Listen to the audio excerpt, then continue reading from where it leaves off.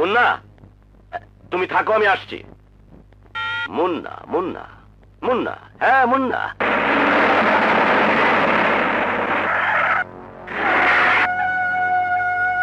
এসো।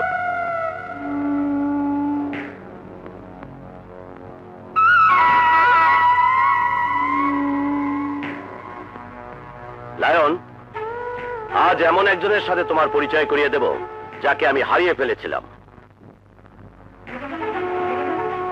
হ্যাঁ, বলতে পারো আমি আমার সব শক্তি হারিয়ে ফেলেছিলাম। আমার এই ফিরে পাওয়া পাওয়ারের নাম মুন্না।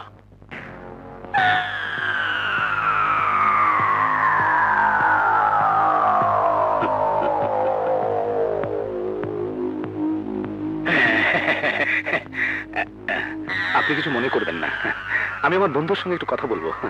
চলো।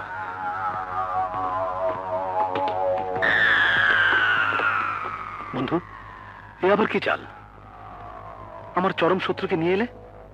তুমি ভেবো না মৃত্যুর হাতে তোমাকে তুলে দিচ্ছি। বলতে পারো মৃত্যুর সঙ্গে জীবনের বন্ধুত্ব করার জন্যই এসেছি। হ্যাঁ,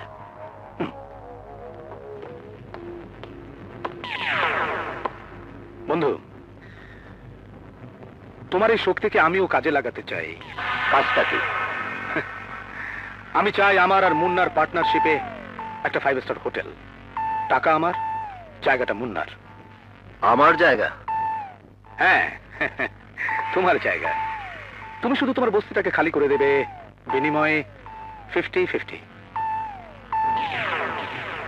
খালি হয়ে যাবে? ওই মহল্লার লোকেরাই তো নাচবার আশ্রয়। ওরাই নাচবার পাপ আড়াল করে রেখেছিল। ওটা শয়তানের ডেরা। খালি হয়ে যাবে। মহল্লাবাসী শোনো, মুন্নার হুকুম শোনো। তোমাদেরকে এই মহল্লা ছাড়তে হবে। হ্যাঁ হ্যাঁ, ছাড়তে হবে। 1 ঘন্টার সময় দিলাম। তোমাদের যা যা আছে তাই নিয়ে মহল্লা ছেড়ে যেতে হবে। এইটা তুমি কি কইতেছ? না ওর মতন মেয়ের স্বামী ওই পাপি নষ্টা মেয়ের নাম কেউ মুখে আনলে সেই মুখ 2 হাতে টেনে ছেড়ে ফেলবো। তোমাদের মহল্লা ওই পাপের আখড়া। ও তোমাদের ধোঁকা দিয়েছে, আমাকে ধোঁকা দিয়েছে। আর এই মহল্লায় বসে হেরোইন ব্যবসায়িক লুচ্চার সাথে তার অবৈধ সম্পর্ক চালিয়ে গেছে। ওই নষ্টার পাপের আখড়া এই মহল্লা 1 ঘন্টার মধ্যে বুলডোজার দিয়ে ভেঙে গুড়িয়ে দেওয়া হবে।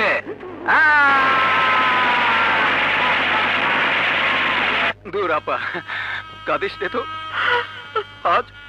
আজ তো আমার আনন্দের দিন। তুই মুক্তি পেয়ে ফিরে যাচ্ছিস, আর আমি তো কয়েকদিনের মধ্যে ছাড়া পেয়ে যাব। তারপর 2 ভাই বোন আর দুলাভাই মিলে। ও হ্যাঁ, দুলাভাই তো নিশ্চয়ই তোকে জেল কেটে নিতে এসেছে। হ্যাঁ, তুই কিন্তু আপা দুলাভাইকে আমার ব্যাপারে কিচ্ছু বলবি না। আমি জেল থেকে বেরিয়েছে এমন চমক দেব, আপনার সময় শেষ। যাই রে নান্টু, আমি তোর পক্ষে থাকবো।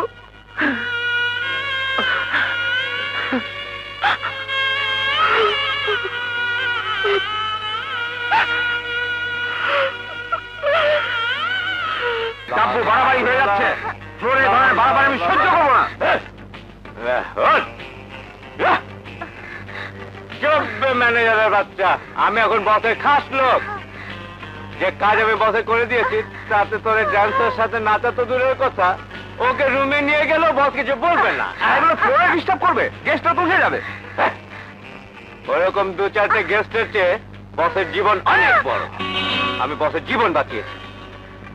বসকে যে ঝুলাতে চেয়েছিল সেই নাজমা উকিলকে আমি উল্টো ঝুলিয়ে দিয়েছি। আর এমন অভিনয় করেছি যে শালা মুন্নার মাথা ঘুরে গেছে। হ্যাঁ, বসুন বসুন বসুন বসুন, আপনারা বসুন। আমি এখন নাচবো। এই ড্যান্সের সাথে এমন নাচ নাচবো যে ফ্লোরে তুফান উঠে যাবে। হ্যাঁ,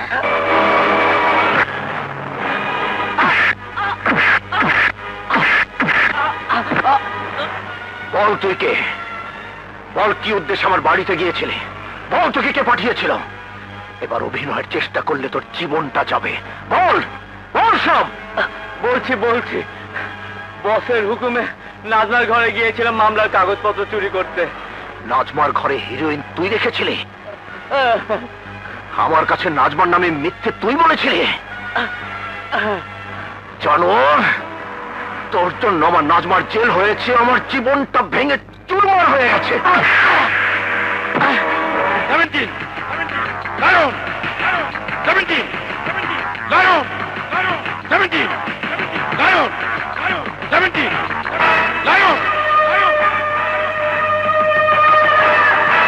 মুন্না! এই মুন্না! না, মুন্না নয়, তোর জম। তুই আমার বাবার খুনি, তুই আমার মায়ের খুনি, তুই আমার নিষ্পাপ বোনের খুনি। জানোয়ার, মনে করে দেখ, তুই সেই কুত্তা যে আমার বৃদ্ধ পিতাকে হত্যা করেছিস। তুই সেই কুত্তা যে আমার স্নেহময়ী মাকে হত্যা করেছিস। তুই সেই নরকের কীট যে আমার নিষ্পাপ বোনের উপর পাশবিক অত্যাচার করে তাকে হত্যা করেছিস। Hello, police station.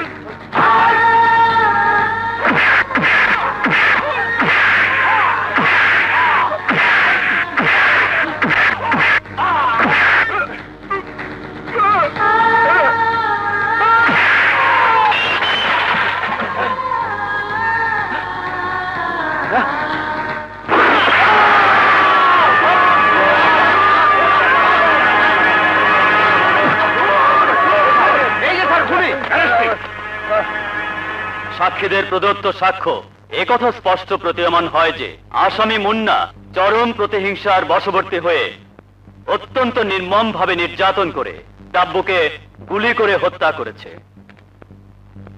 এই অপরাধে আদালত আসামি মুন্নাকে বাংলাদেশ দণ্ডবিধির ৩০২ ধারা মোতাবেক দোষী সাব্যস্ত করে মৃত্যুদণ্ড প্রদান করছে।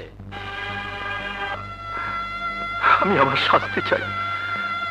আমার শাস্তি সেদিনই প্রাপ্য হয়ে গেছে, যেদিন আমি এক শয়তানের মিথ্যে অভিনয়ে তোমার মতো স্ত্রীকে সন্দেহ করেছিলাম, তোমার চরিত্র নিয়ে অশ্লীল শব্দ উচ্চারণ করেছিলাম, তোমাকে মিথ্যে অপমান দিয়ে কলঙ্কিত করেছিলাম।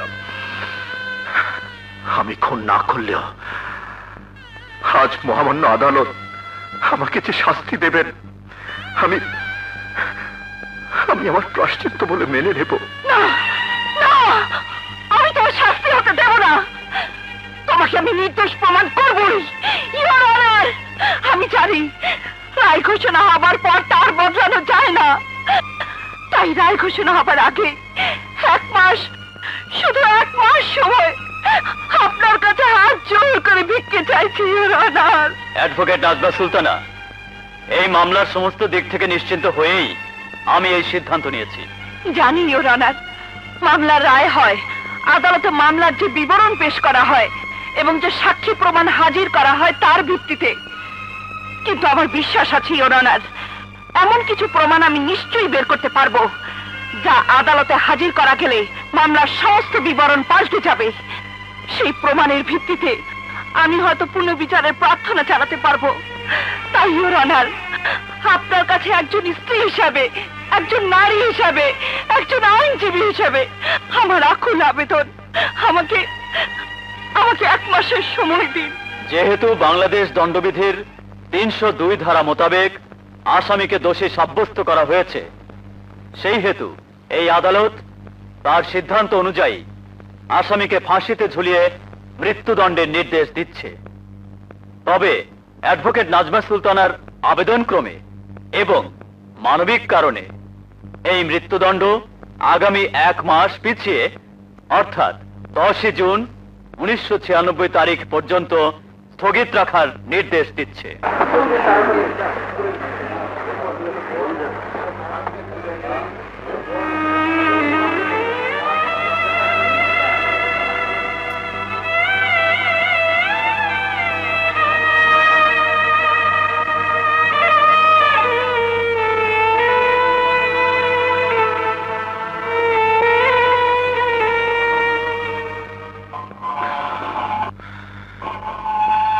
আপু,